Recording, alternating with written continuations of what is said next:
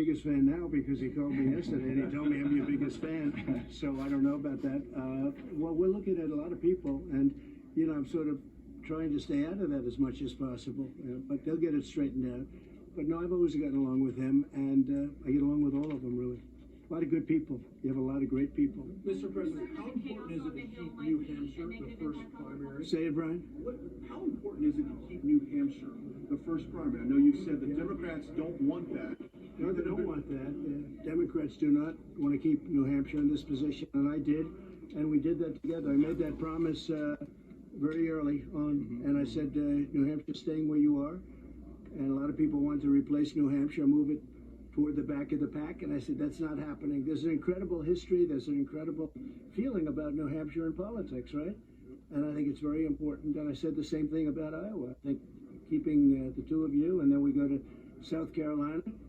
Now, the Democrats changed that order, as you know, and I think it's not a good thing for them. I think it's not a very good thing at all. But I told New Hampshire, you're going to stay right where you are, and we came through with that promise, right? Well, in that regard, Mr. President, you are making New Hampshire presidential primary history today because you are the first candidate who has served as president to actually come back to New Hampshire and file to run again. Well, that's and I think if you see your picture right up there. Oh, yeah. He's up there from when you were here 8 years ago. Yeah, I'm younger now, I think. Younger now.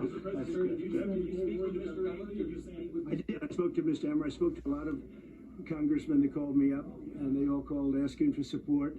And of course, I have to hold it for a while. I have a lot of friends that are looking at it right now. As you know, it's a big list. Jim is a fantastic guy, and who knows what happens there, but Jim is just, Jim Jordan, fantastic person. And so we'll see what happens. You have a lot of people running. You have a lot of good talent, a lot of very good people running. Look back on this process. Is it worthwhile what's happened in the House? Well, it's a lot of tumult. There's no question about that, but we'll see what happens. We're going to see what happens.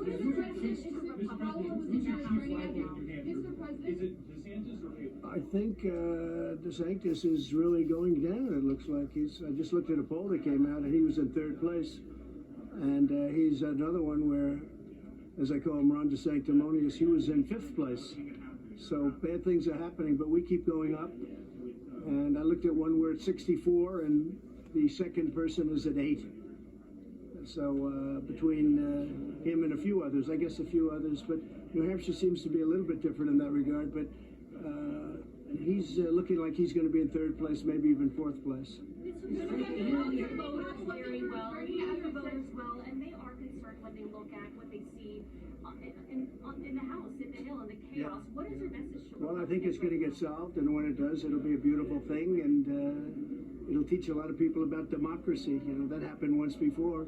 It's very tough with the 4 votes, you know, with the 4-vote spread, but something's going to happen. It'll be positive. It'll end up working well. I'm staying above it. I have to right now, but I've spoken to just about all the candidates. There are quite a few of them, and they're terrific people. You know, that 4 threshold is very tough. It's a very tough thing, no matter who it is. I said there's only one person that can do it all the way. You know who that is? Jesus Christ. If Jesus came down and said, I want to be Speaker, he would do it. Other than that, I haven't seen anybody that can guarantee it. But at some point, I think we're going to have somebody pretty soon. Other than that, I haven't seen anybody that can guarantee it. But at some point, I think we're going to have somebody pretty soon. Mr. President, you said Sidney Powell was your attorney. Are you concerned that you won't be covered by attorney-client privilege? No, not at all. We did nothing wrong. We did nothing. This is all Biden. Indictments and impeachments. And this is all about Biden. He can't do anything right. The only thing they know how to do is cheat on elections and election fraud. This is all Biden stuff. All of these indictments that you see. I was never indicted. Practically never heard the word. It wasn't a word that registered. And this was all done. This is dirty politics. This is third world country. This is banana republic, they call it. This has never happened here. Never happened here. Why? Because I protest an election, you get indicted. It's ridiculous. You look at the document case. I'm covered by the Presidential Records Act. Biden isn't. And now it's turning out that Biden's got a real problem with those documents. A real problem. We did nothing wrong. He did. But when you look at the kind of thing, think of it. because I protested an election, and I'm, by the way, 100% right about that. In fact, we're going to be releasing some numbers next week that will make your head spin. But think of that. You get indicted because you protested an election. You know how many people, Democrats, protested the election of 2016?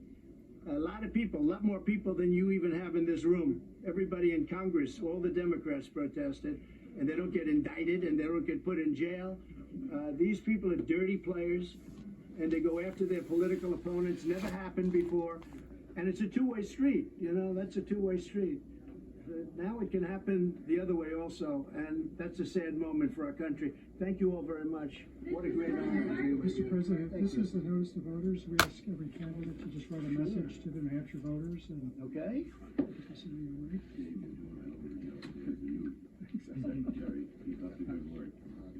Secretary, do you pay cash or check?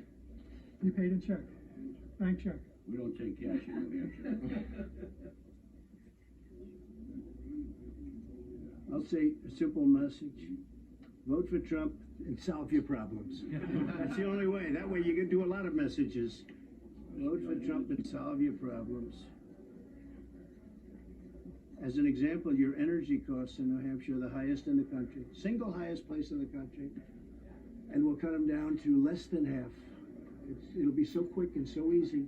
What they've done to New England, is incredible. You know, if you built a pipeline through a very poor section of New York State, very poor section where they want it so badly, they wanted to have because of jobs, your numbers would come down in half as soon as that opened, or before it opened, actually. And yet they never got it approved. And we had it just about approved, and then we had a rigged election, so that was the end of that. But we had it just about approved. What happened to your energy costs in New Hampshire under Biden is just incredible. Then you look at your food costs, you look at everything else. It'll all come down. We're going to bring the inflation rate. Actually, it's going to go negative for a while because we got to get it down. It's so high right now that when they say, oh, it only went up 5% or 6% last year, you add that to what it's gone up over the last 3 years, it's incredible. Bacon, I understand, went up 5 times. Food has gone up worse than energy. We'll get it all straightened out, and we'll get it done quickly. We'll get it done quickly. Why don't you hold that pen, and Very good. it's yours, and thank you very much. Thank you. Why don't you follow us into the Sure, I office like here? that. Thank you all very much. Great honor. Thank you, Brian. Thank you, Brett. Thank you. Thank you. This way.